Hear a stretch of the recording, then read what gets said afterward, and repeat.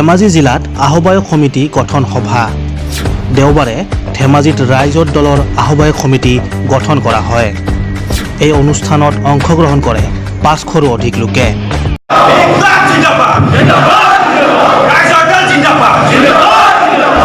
এই অনুষ্ঠানত উপস্থিত থাকে ৰাইজৰ দলৰ ৰাজ্যিক সমিতিৰ মুখ্য আহ্বায়ক আলোক নাথ, ৰাজ্যিক আহ্বায়ক ডক্টৰ হৰিকান্ত দাস আৰু কেন্দ্ৰীয় আহ্বায়ক আলোক শইকীয়া।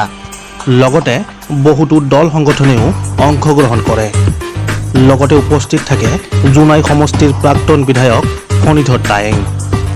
জটিল সন্ধিখন এই সন্ধিখনত স্বতঃস্ফূৰ্তভাৱে আমি 70টা সংগঠন আৰু কৃষক মুক্তি আৰু বীৰ আছে তেনেকৈ পদক্ষেপ কৰি আমি এটা দীৰ্ঘদিনীয়া সমস্যা সমাধানৰ কাৰণে ৰাজপথৰ সংগ্ৰাম এৰি সংঘৰীয় ৰাজনৈতিক ব্যৱস্থাত প্ৰৱেশ কৰিছোঁ ৰাইজৰ দলে।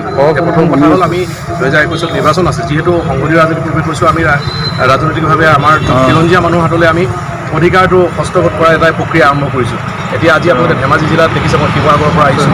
ইয়াতে বিভিন্ন আমাৰ ধেমাজি জিলাৰ বিভিন্ন প্ৰান্তৰ মানুহ আহিছে। আজি আহ্বায়ক সমিতি গঠন সকলোৱে অংশগ্ৰহণ কৰিছে, স্বতঃস্ফূৰ্তভাৱে ওলাই আহিছে। এইটো শুভ লক্ষণ।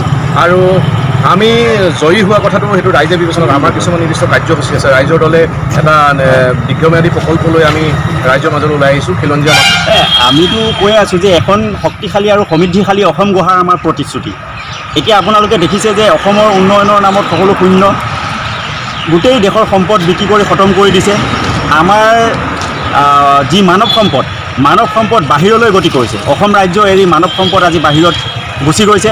বিভিন্ন ধৰণৰ ফেক্টৰীত বিভিন্ন ধৰণৰ ছিকিউৰিটি গাৰ্ড আদি এনেকুৱা ধৰণৰ কাম কৰি আছে বাহিৰত।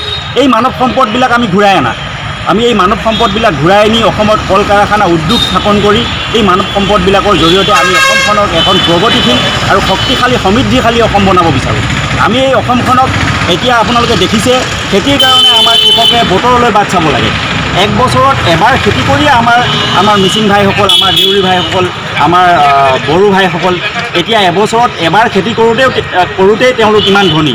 গতিকে এবছৰত যদি তেওঁলোকে 3বাৰ খেতি কৰিব পাৰে আৰু যদি এবাৰেই খেতি কৰে আৰু সেই এবাৰতে কিমান মানুহৰ হাজাৰ হাজাৰ হেক্টৰ কৃষিভূমি বান গৰা খহনীয়াই খতম কৰি দিয়ে। গতিকে আমি যদি বতৰ নিৰ্ভৰশীল নহয়, আমি যদি ইয়াতে জলসিঞ্চন ব্যৱস্থা কৰোঁ, কৃষকসকলক যদি কৃষি কৰ্ম কৰিবৰ কাৰণে যদি আমি জলসিঞ্চন ব্যৱস্থা কৰি দিওঁ, তেওঁলোকে বছৰত 3বাৰ খেতি কৰিব আৰু 3বাৰ খেতি কৰিলে সেই দৰিদ্ৰতাটো নাথাকিব। ধেমাজিৰ পৰা অপৰাজিতা গোহাঁই, প্ৰতিফলন লাইভ।